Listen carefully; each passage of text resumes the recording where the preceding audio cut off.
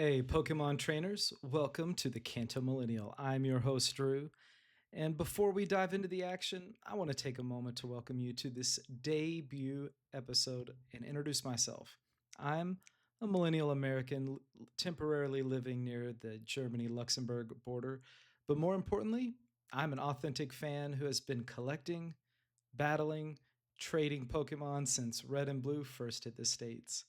This platform is built on my enduring passion and a mission to blend nostalgia with sharp market strategy. So, here's my promise. On the Kanto Millennial podcast, I will cover the entire Pokemon world. That means I will be dedicated to bringing you the PokéPulse, the latest drops and analysis on Go events, VGC competitive results, TCG results, and everything in between. I'm your one stop source for news. But our core focus will be the market. We will use the Pokemon Profit system to analyze data so you know what cards to buy, to sell, or hold. Today, we're combining both. We're bringing you the PokéPulse Field Report from the Stuttgart Regional Championship, and we're dropping a massive PokéProfits Market Spotlight on the volatility of the ultimate chase card, the Mega Charizard X EX from Phantasmal Flames. Now, let's get to the regional. The countdown is over, and it's time for the Pokemon Regional event in Stuttgart this weekend. Now, whether you're a top tier competitor or a competition enthusiast or just a die-hard Pokemon fan, this event you will not want to miss.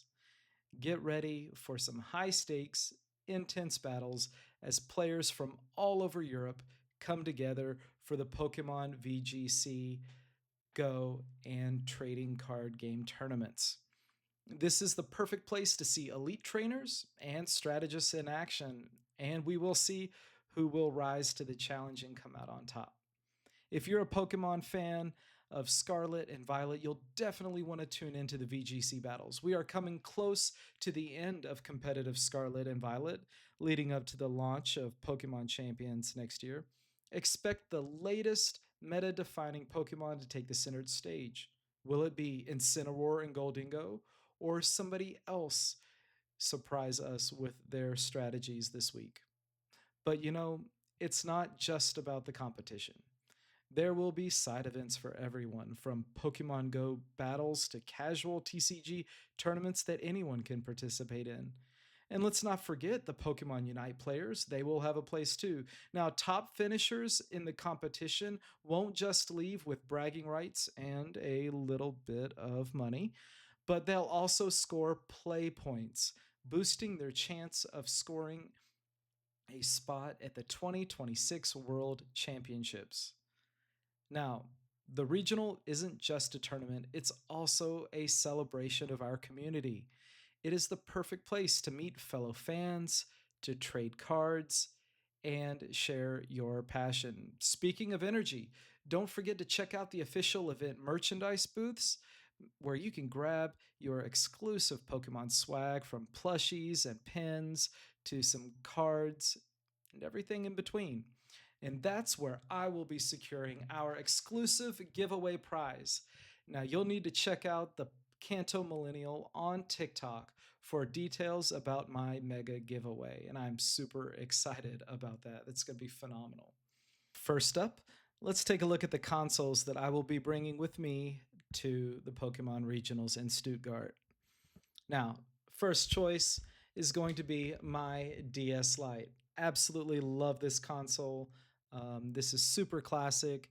I'm bringing with me the Pokemon White and White 2 on our trip, so that's such a great option there. I'm also going to be bringing my new 3DS XL. Okay, I guess it's not new anymore since it's older than, I think it's older than my kids. But rocking it inside right now, I've got Omega Ruby. Love this game. All right. Also, I'm going to be bringing, and this might be my favorite console of all time, I have to say, and which is saying a lot.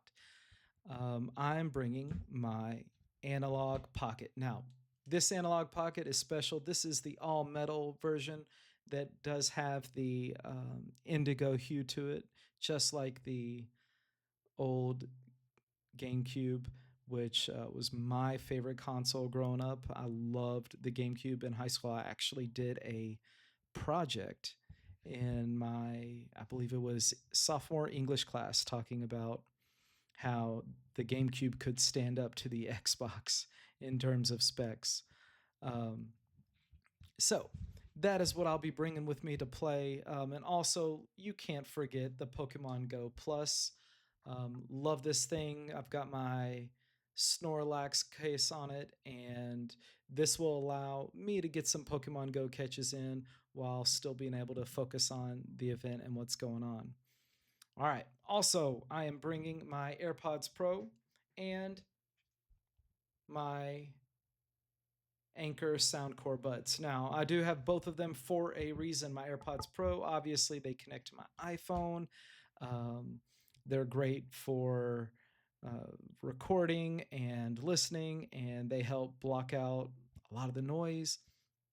And then my Soundcore, I I'm bringing them because not only am I bringing all these retro consoles, but I will of course be bringing my Switch 2.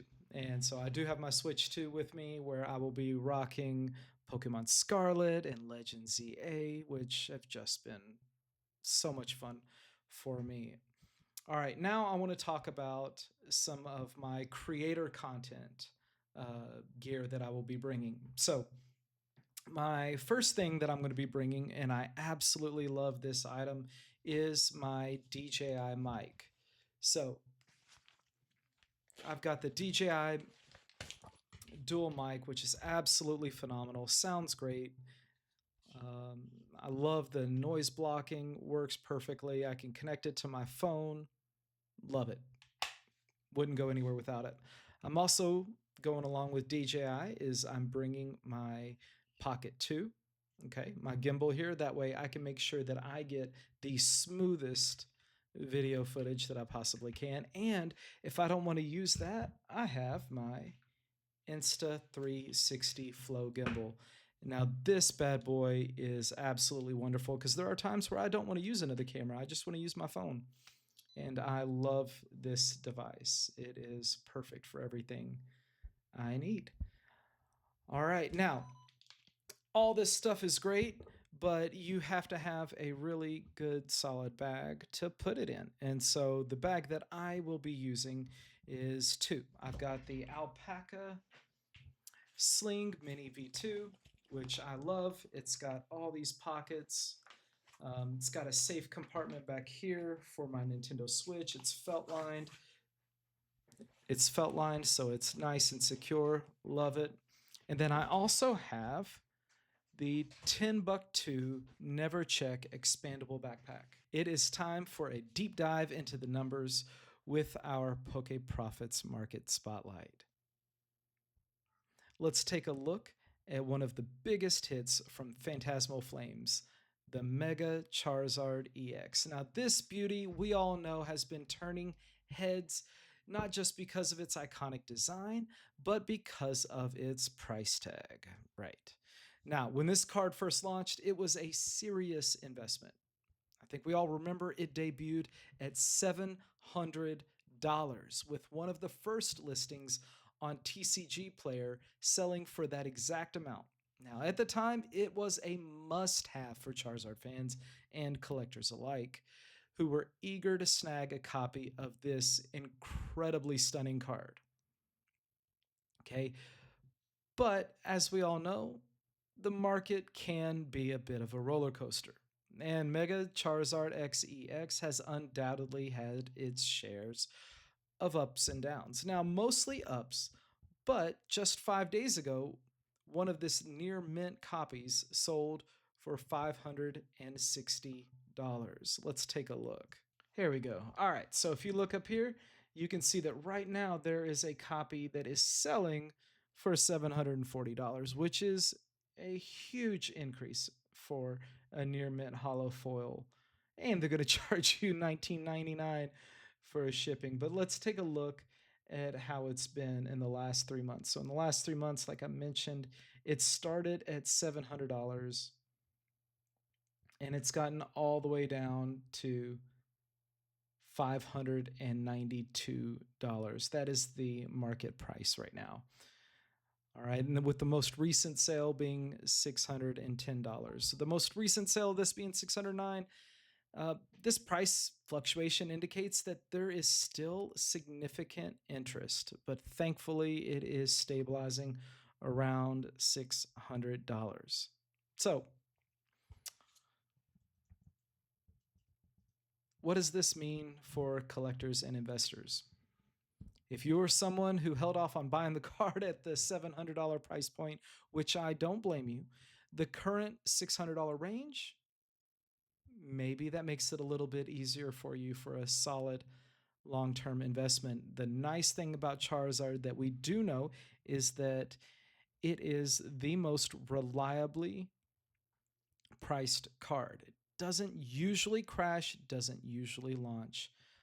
It usually stays pretty consistent. But as we always see with our new sets that come out, we know that right when it comes out, that chase card will be super high and it's slowly starting to become more stable. Okay. So I definitely do not recommend you paying that $700 price tag. If you can grab one in the 5 to 600s, if that is the card that you need and you want and you've got the money, then you should go after it.